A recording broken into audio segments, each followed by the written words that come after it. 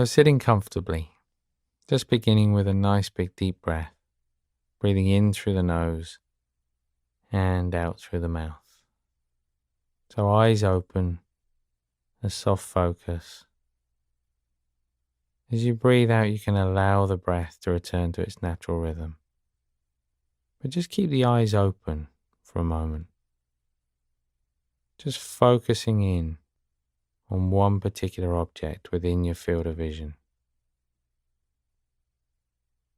Not staring at it too intently, still aware of the space around you. But just gently focusing on that one object. And then just slowly zooming back out again as you blink a few times with the eyes.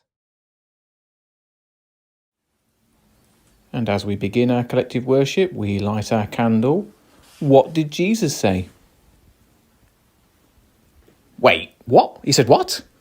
Well, what does that mean? In God's true book, the Bible, Jesus uses pictures to tell us 7 great things about himself. They all start with the words, I am. Here is the second picture. Jesus says, I am the light of the world. Whoever follows me will never walk in darkness, but will have the light of life. But what does Jesus mean?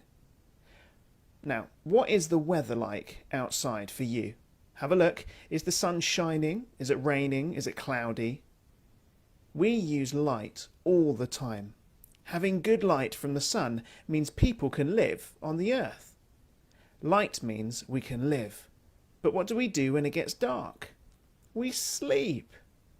You are still alive, but you aren't doing all the fun stuff like playing, eating, or running when you're asleep. Darkness is for sleep. Light is for life. Jesus says he is the light. He is using a picture to say that following him is the best way to live. When we follow Jesus, we can live the best life. Jesus lives forever, and God's true book tells us that when we believe Jesus and follow him, we will live forever too. Where? Don't worry about that. God has got it sorted. Jesus said, I am the light of the world. Whoever follows me will never walk in darkness, but will have the light of life. What could we do to remember this? I think hide and seek is too easy. Let's do blindfolded hide and seek.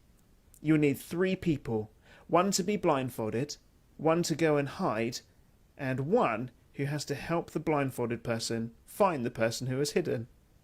Take it in turns to be the blindfolded person and think about this.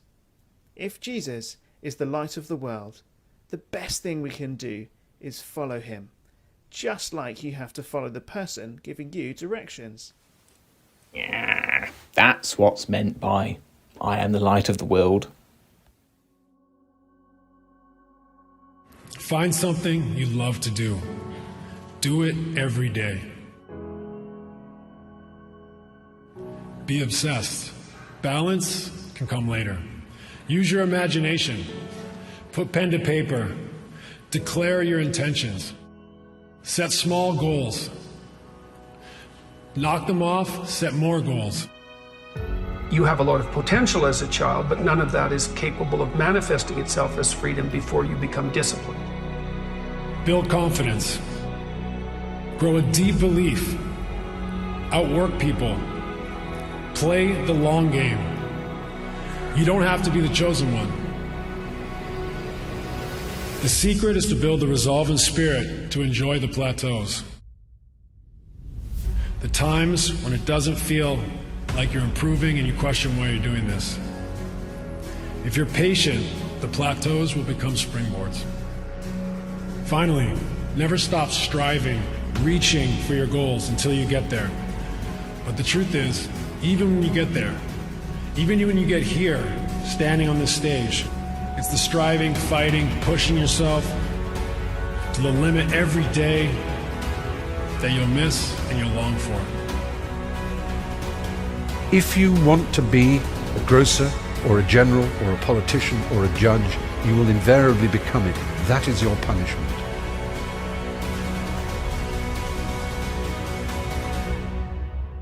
If you never know what you want to be, if you live what some might call the dynamic life, but I will call the artistic life, if each day you are unsure of who you are and what you know, you will never become anything, and that is your reward. When you grow up, you tend to get told that the world is the way it is, and your life is just to live your life inside the world, try not to bash into the walls too much, try to have a nice family life, have fun, save a little money. Life can be much broader once you discover one simple fact, and that is everything around you that you call life was made up by people that were no smarter than you. How many of us, I wonder, can recall that childhood moment when we experienced happiness as a state of being, that single moment of untarnished joy, that moment when everything in our world, inside and out, was all right. Everything was all right. A great motivational video, and one worth watching again, especially listening to the words. And you can do, because that video is on our website. Even the very best in their field have experienced failure in their lives. Let's play a game. Let's see how many people you can guess from these descriptions of their failures. He wasn't able to speak until he was almost 4 years old, and his teachers said he would never amount to much.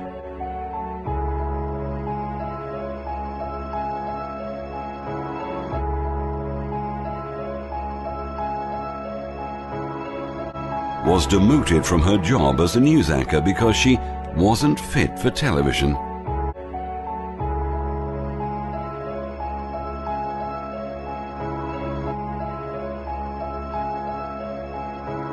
Fired from a newspaper for lacking imagination and having no original ideas.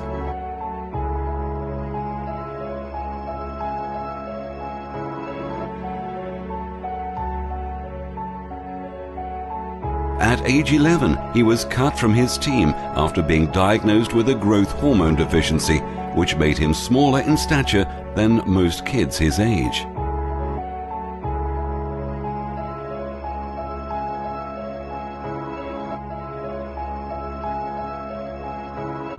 A teacher told him he was too stupid to learn anything, and that he should go into a field where he might succeed by virtue of his pleasant personality.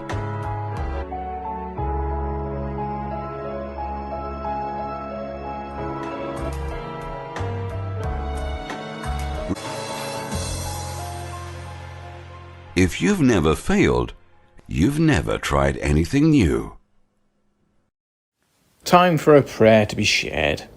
If you'd like this prayer to be your prayer at Amen at the end, you're welcome to look at the candle flame, or you can put your hands and your eyes together. Lord, help us see failure as a lesson. Help us to accept failure as a step towards success.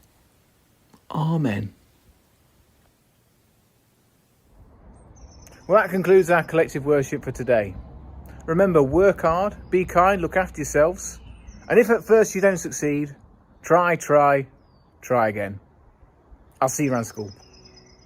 And this week, children, I want you to be able to tell me, and I want your adults to be able to tell me, that you've been able to persevere with something you found tricky.